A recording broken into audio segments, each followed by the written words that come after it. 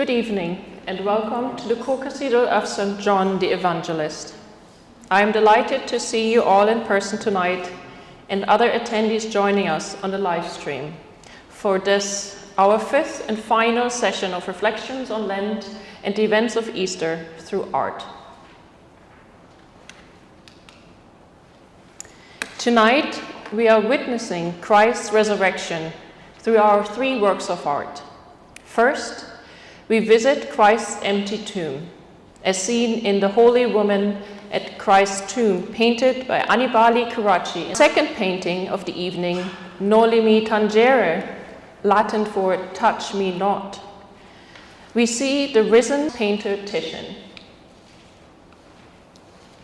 And lastly, our third painting, The Incredulity of St. Thomas, painted by Caravaggio in 1601-02, can help us to come to believe in the risen Christ our Lord, as we are invited to witness as St. Thomas places his finger into Jesus' wound. Before we begin to explore our three pictures of this evening, I thought I would like to take a few minutes to talk about the importance of art in our lives and how art is valued on the art market and at auctions.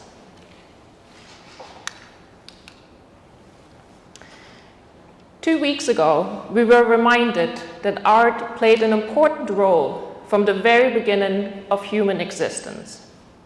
Art in all its various forms, from high art to graffiti, is omnipresent around all nations, generations, ethnicities, and social classes. Humans have surrounded themselves, as well as sold and purchased art for hundreds of years.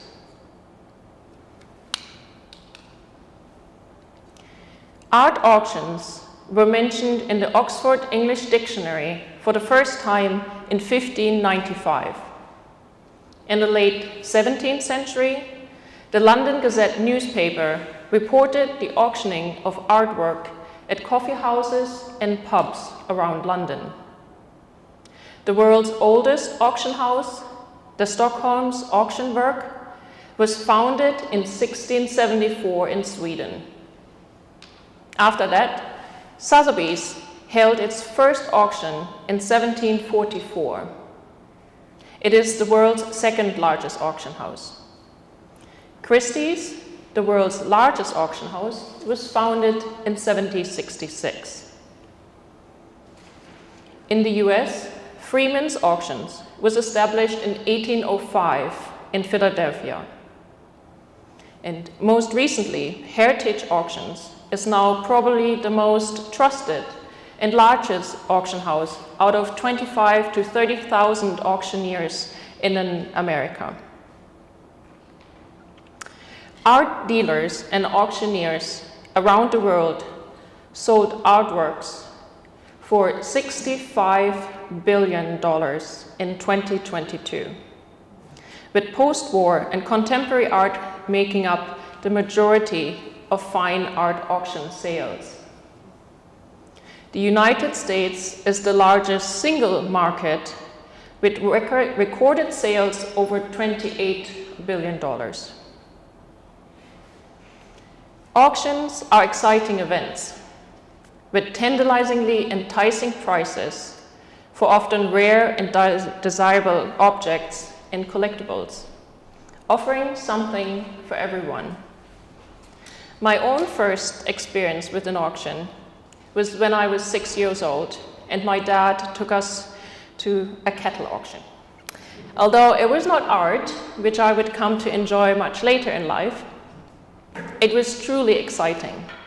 The quickness of the bids and the ever-chanting calls of the auctioneer was something worth experiencing.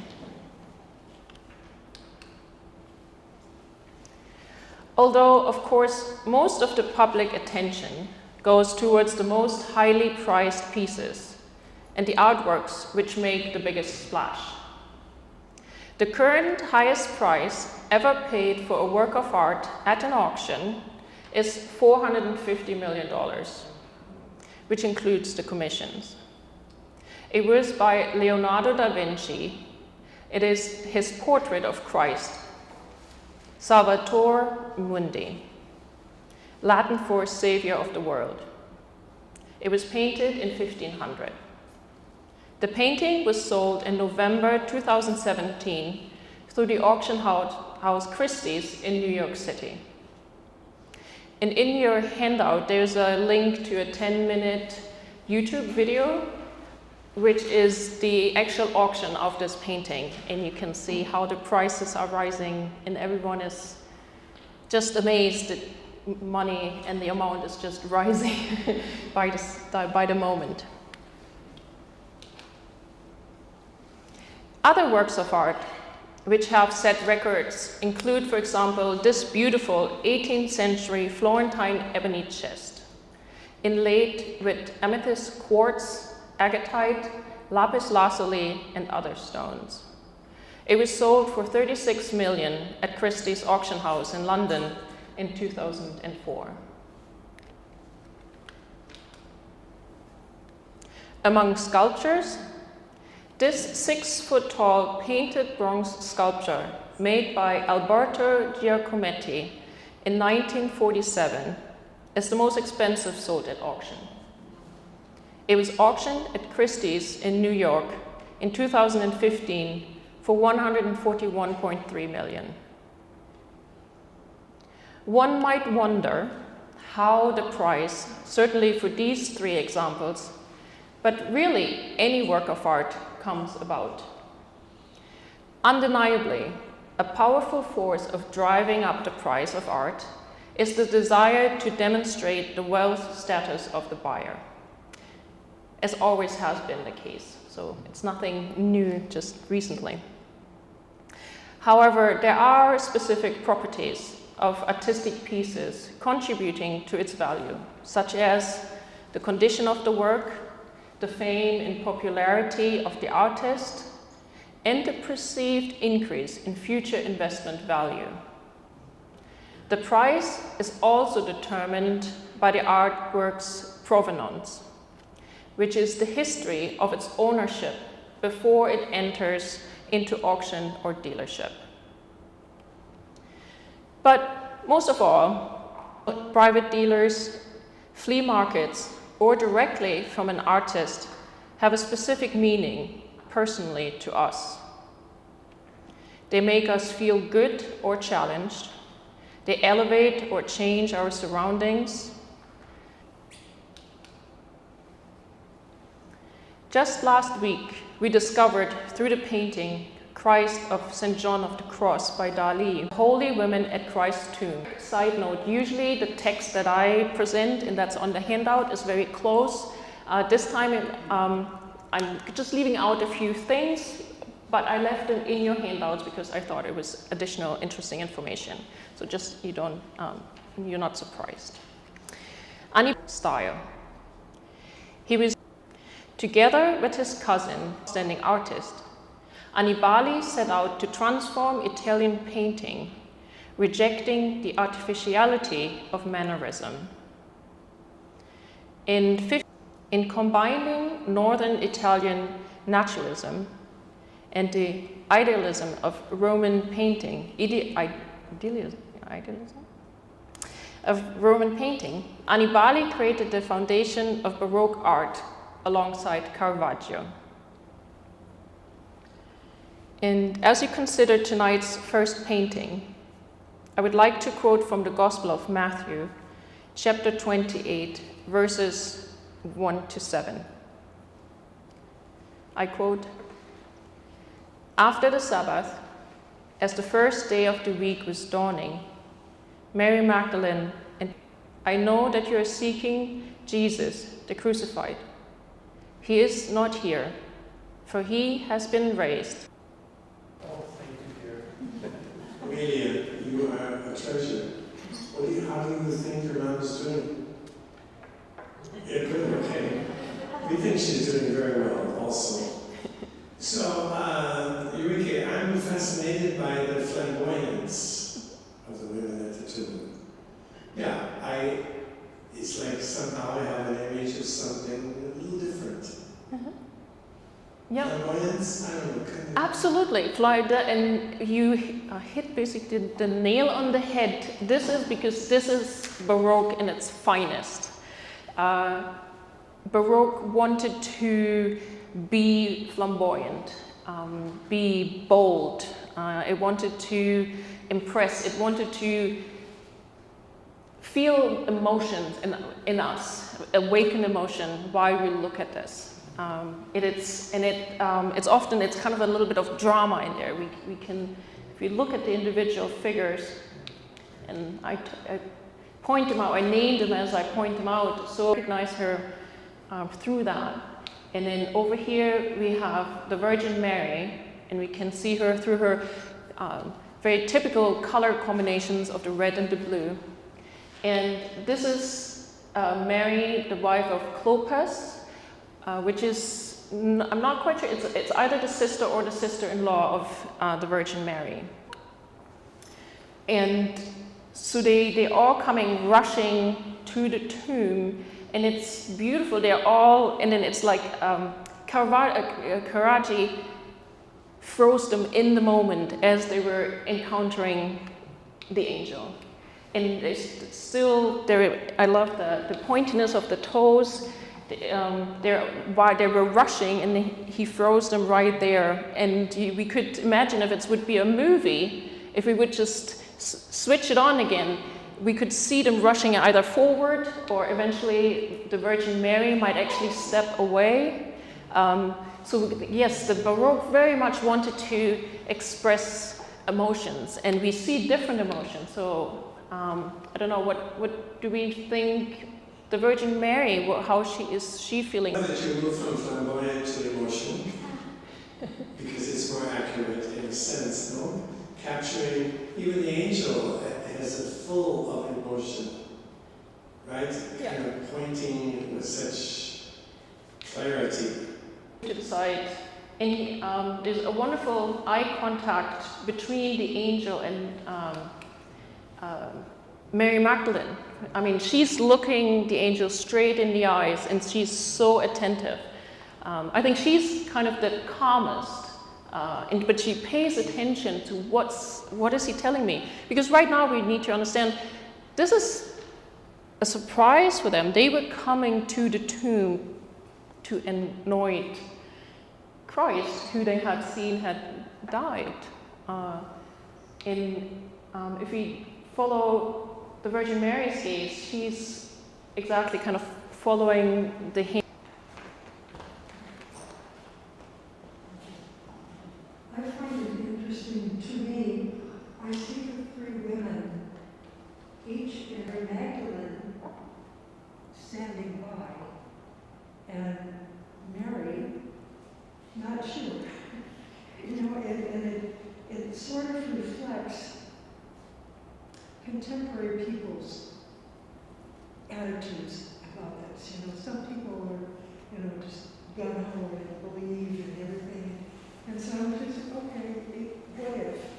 And others just, you know. Yes, yeah, beautiful. So exactly, he wanted to capture the variety of feelings and emotions that people might have as they encounter the situation here. Linda, you're fantastic.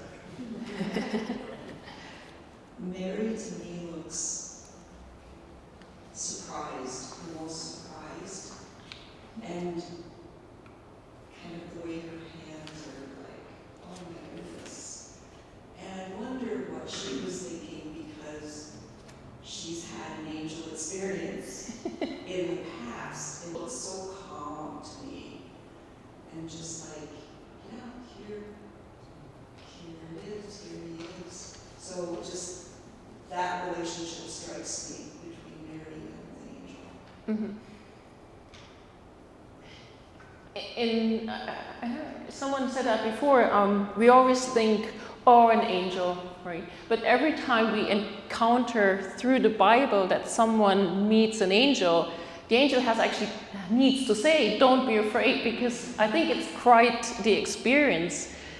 to meet an angel. So it's not just, I think they come with the glory, and they come with the light, and they, as it is said in the gospel reading, like a lightning, right? I think it's quite an event if we would encounter an angel.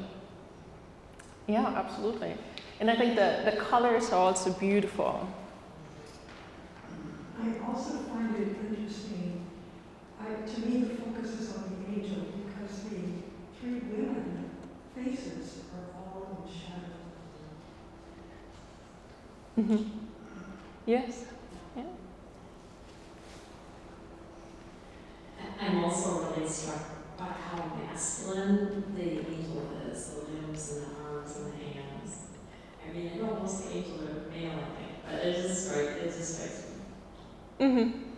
And that might come from when we think of Michelangelo, when he painted his figures, he looked back onto a Roman and Grecian antiquity and sculptures, and I think really the Romans always had very muscular women and men. A period of time in my introduction, I briefly mentioned that Karaji and his cousin and his brother were very much kind of against it. They rejected it. And although I haven't presented a Mannerist painting, they are quite different. The figures are quite often very tall, very slender. The artist used kind of colors that we would call a little bit off, very bright colors or color like a yellow, but it was more like a bile color rather than a sun yellow. And the compositions of the paintings were rather complicated. And so eventually in the works of art, the style kind of go hand in hand. The church artist to develop work that was gospel, we kind of could get what was on the painting. So the compositions are easy to follow. Most likely we can kind of pick up who are the figures involved. And so it was I was listening. Is it surprising that a museum in Moscow is... Yeah, and because I thought that was interesting. So it was changing hands.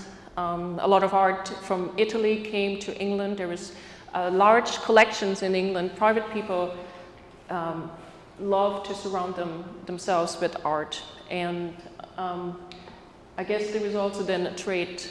Take a soft subject, Ulrike, but because of the Hermitage, if you think of Rembrandt's Prodigal Son, or I think during the 19th century, even in London, multiple museums. The National Gallery was opened during the 19th century, and I think it was. And I don't know the exact answer, so I don't want to be quoted. But there were a lot of private collections, and somehow then museums developed out of that. You know, she saw the Habsburgs and all the other great families, royal families of Europe, and so she was a very powerful motor to bring in European art and be a player in the world scene in that way. Mm-hmm. And she very much, she commissioned works of art. So she has one of the most exports, for example, that she admits we should. I'm looking for Christ in all the right places, in the unexpected places. Noli mi tangere, painted in 1514 by Titian. Titian was one of the greatest Italian painters of the Venetian school. Titian was recognized early in his life. He was commissioned to produce works of art for many European courts. Titian is known above all for his remarkable use of color. Through the Venetian preeminence in the Oriental trade for spices and luxury goods, Venetian artists such as Titian had always enjoyed access to the finest and most costly pigments. Greater contact with Northern Europe also introduced them during the 15th century to the new technology of oil painting, which had been perfected in the Low Countries. Titian contributed to all the major areas of Renaissance art, painting altarpieces, portraits, mythologies, and pastoral landscapes with figures. Titian's only visit to Rome was in 1545-46, lodging in the Belvedere Palace of the Vatican. For the first time, Titian was able to see the archaeological remains of ancient Rome. And it has been documented that Titian and Michelangelo met in person. Titian was a contemporary of Michelangelo and Raphael, who were both mainly based in Rome.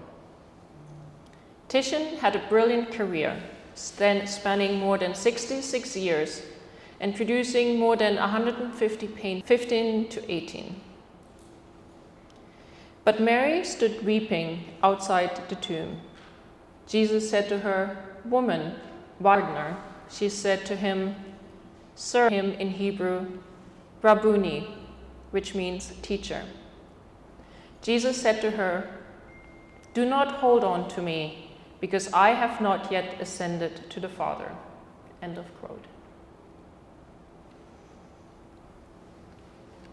And with this quote and kind of introduction, again, I would like to invite any maybe initial comments on what you think about this painting. If you can read it, can we tell who is in the painting?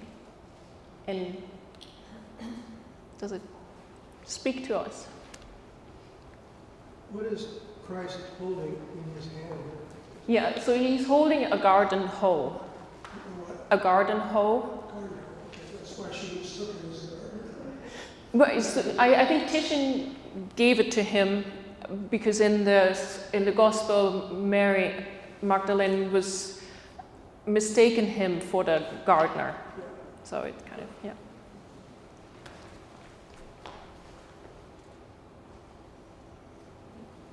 I am struck by the name, Touch Me Not, is resurrected. That you're going to want to just enfold that and how you can hold on to it.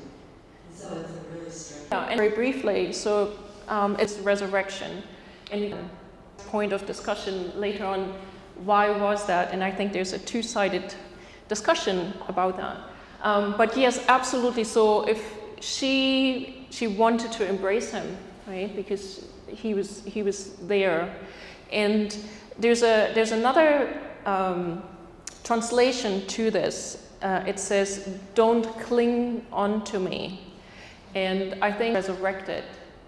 But it's our love for him is not a bodily love anymore. It needs to be a spiritual love. So he has come back to life, but he will, as he says, I still need to ascend into heaven.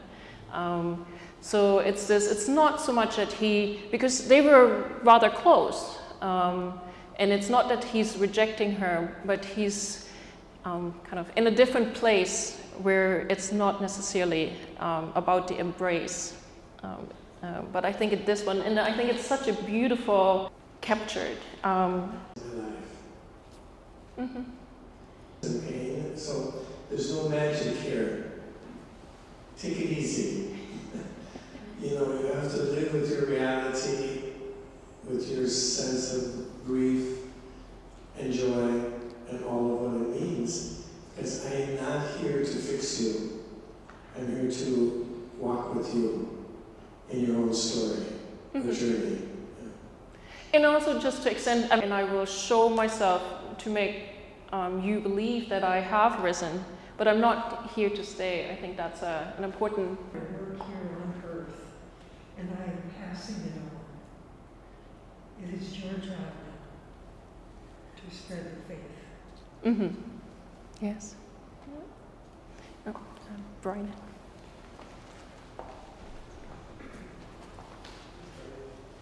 I'm finding like this, it's kind of a tangent, but I'm finding this really striking opposition to an almost identical story in a way, but it's a story of the woman with the hemorrhage that touches Jesus' cloak and is healed of it. Mm-hmm. But in that story, Jesus is alive and they know who he is, right? She's well aware that my faith in this guy in front of me will heal my hemorrhage, will heal my wounds. Jesus says, you know, who touched me? And the disciples go a little whack and be like, there are hundreds of people here. Like, how are you going to ask that question? Everyone's touching me, but it's the person that believed Jesus for who he was right in front of her and knew who he was that recognized who he is, which to me speaks of the very realness of his resurrection. That these stories would be in the scriptures that you're trying to have people believe in. Mm-hmm. Right?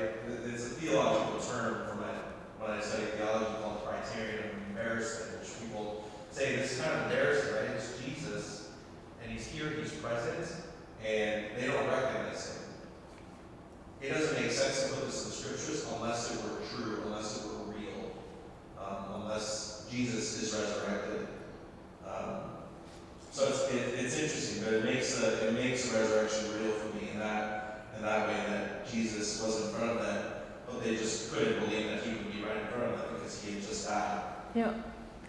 Yeah, and I think that's a lovely right? I mean, even if he had a resemblance to Jesus, but that's not what it's supposed to be, right? They knew the stories, but then again, quite often we hear something, but it's hard to believe. So I think there's her side of the story, but also maybe Christ was somewhat different, having gone through the suffering of the Passion, having fully experienced death.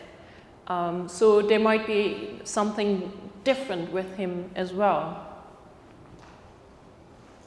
Yeah, to follow up on what you just said and what Brian said, it's often challenged people on why did she not recognize him? Why did the disciples on the road to Emmaus not recognize him? They were put in the tomb, and I had a bad experience. You go visit them in the hospital a week later, and they look different.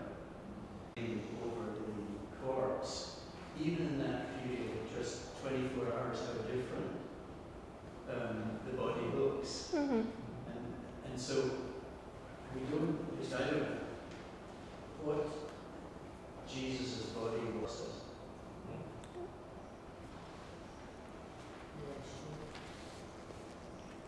Isn't it true that the church teaches that in heaven our bodies are glorified, and so they all look different?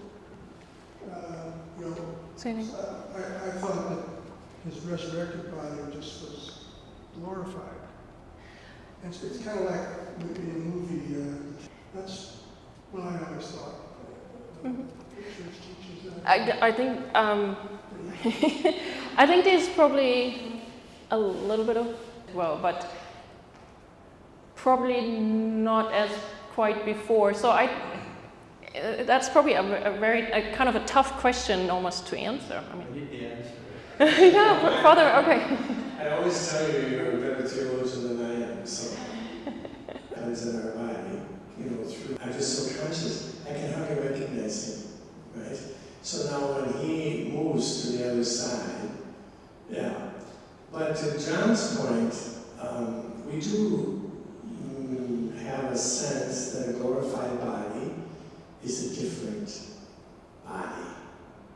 Not magically, but I hope that when I get on the other side I don't have all these wrinkles. So it's gotta improve on this going over there. On the other side, like in a relational way. So clearly they did in Emmaus in all these ways. Something had radically changed about his body. And I think it's reasonable that you die on the cross and you come back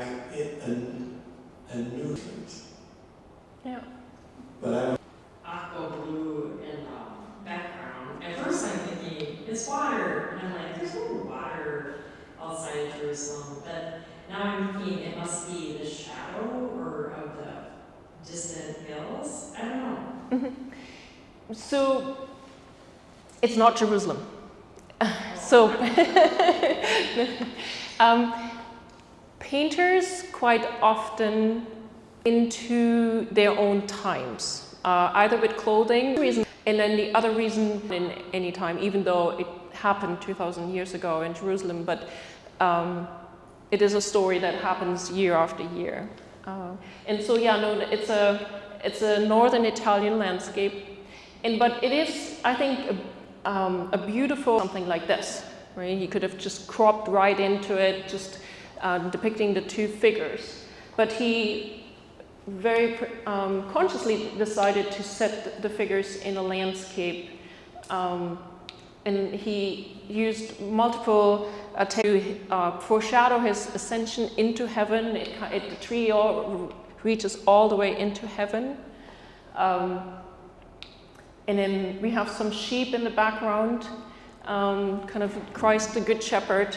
So there's a lot of, in all its glory. And yes, he kind of chose to set it further into a landscape. And there's also kind of some, so there's a lot, if we would draw lines, we could draw an excellent, so the extension of Mary Magdalene's back all kind of up to the tree, and then from down here, from the buildings up down the hill, and then along Christ's back. So it kind of forms an X, saying that the composition of the painting was rather dynamic, and it was kind of on the diagonal. People were kind of moving, and we thought we kind of caught them in the millisecond. Many compositions in the Baroque are arranged on a diagonal. During the Renaissance, paintings were often arranged in a triangle. It was because it made the painting and the figures stable. If we look at here, so we can draw a triangle around this. Or if we think of the Pietà, Michelangelo's Pietà, we can easily draw a triangle around it. It makes it very stable. And so that's just kind of contrasting the high Renaissance and the Baroque. So we do have to move on. I need to get right there. So we unfortunately have to move on from this painting, and I will leave this picture by asking the question, am I fully alert to recognize God in my everyday life?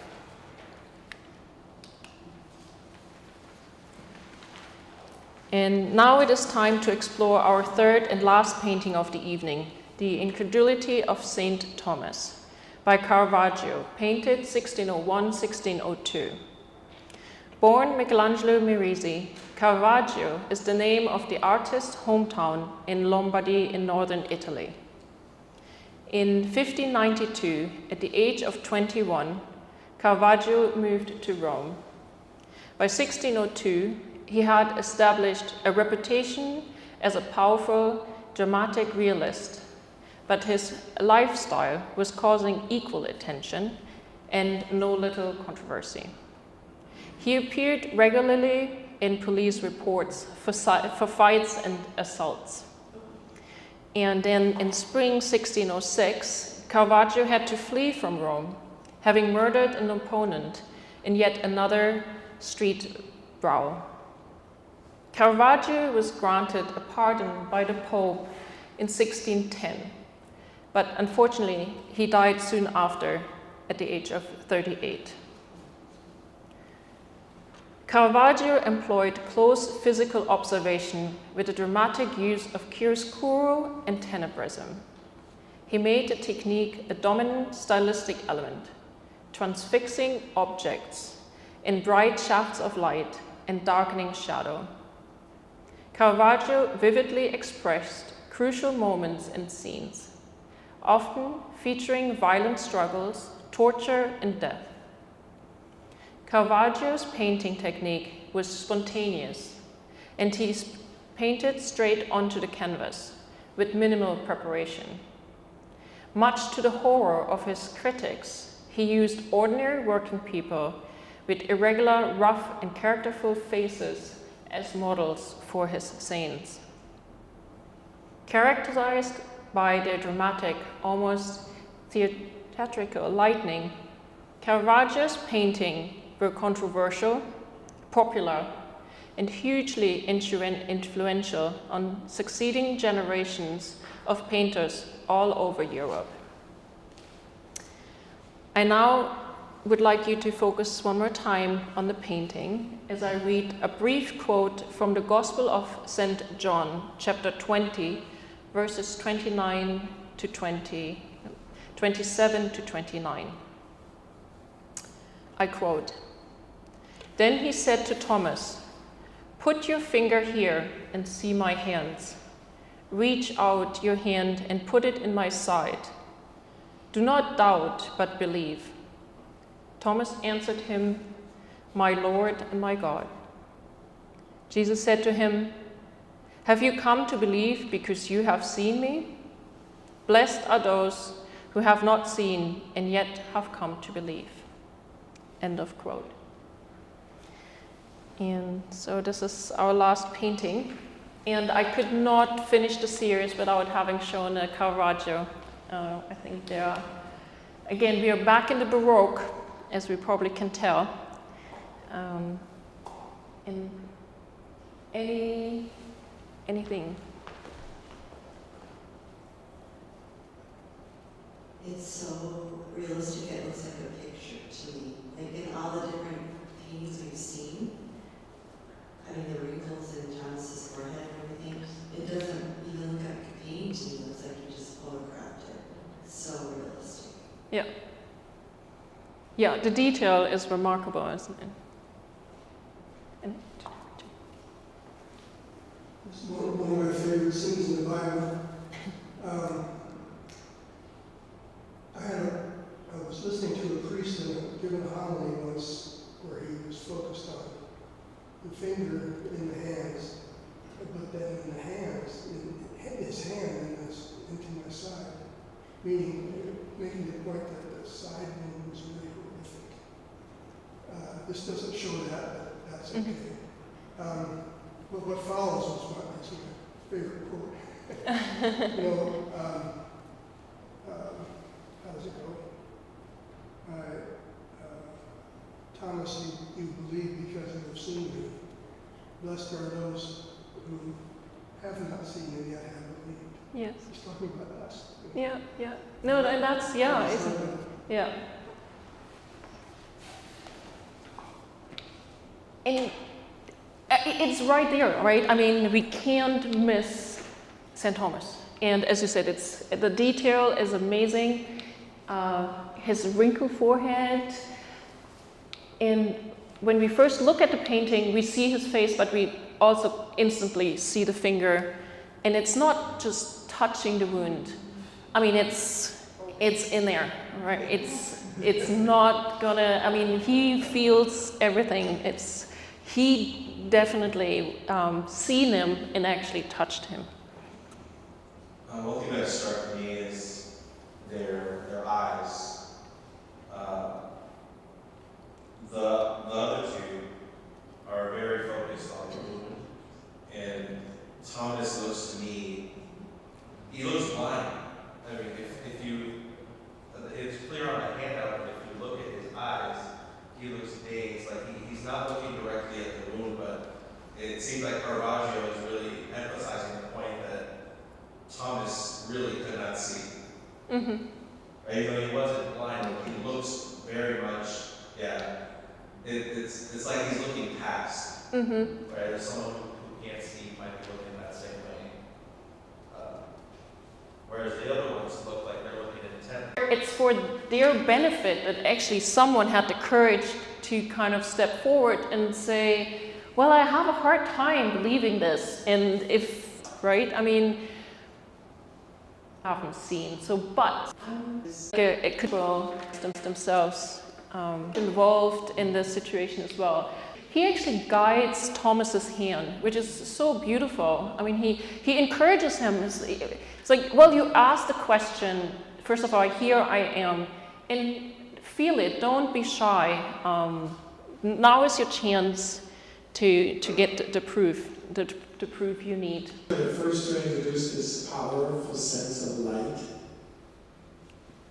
because there always in his paintings there is this magnificence. Always in his paintings there is this magnificent sense of light. Right.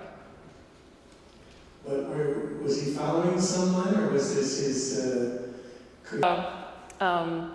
Lighting. It's called the chiaroscuro and the tenebrism. It's kind of using spotlight, because we can imagine there's a very underneath here, and then between the highly lit areas and the darkness makes it so crisp. And I think that, as Mary was saying, that helps with being able to. Caravaggio was one of the artists that can just kind of, yeah, just again, I just loved all the details in the faces. And oh, we're already past the time. Yeah. I noticed in Christ's left hand that appears the wounds there too. Yes. So Caravaggio kept it to a minimum as well, the signs of the suffering. He just shows a little mark on the back of his hand. And yeah, I have to say our time is up.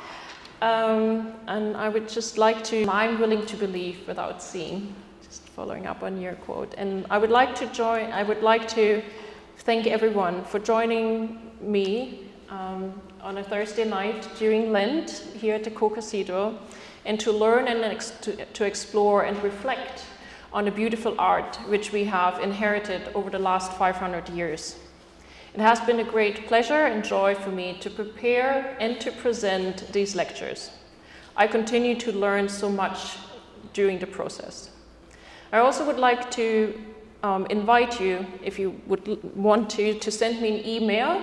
There's my email address with any suggestions you may have, either for the contact or for technical suggestions, so we can make these Lenten and Advent